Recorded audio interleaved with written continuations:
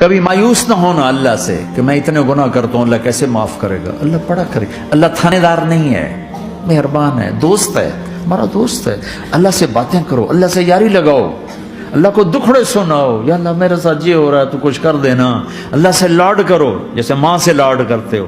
وہ نہیں تھا چرواہا موسیٰ علیہ السلام نے سنا، کہہ رہا اللہ سیاں تو آویں آ، تیری جوواں کڈاں، تین تیل لاواں، تین کنگھی کراں، تین روٹی کھواواں، تین دودھ پیواواں۔ یہ اللہ سے باتیں کر رہا۔ تو موسیٰ علیہ السلام نے اس کو بدبخت یہ کیا کہہ رہا ہے؟ کہہ رہا ہے یا اللہ تو میرے پاس آ، میں تمہیں تیل لگاؤں، تیری جوئیں نکالوں، تیری کنگھی کروں، تجھے بکری کا دودھ پلاؤں۔ تو وہ تو بیچارہ ڈر کے رونے بیٹھ گیا۔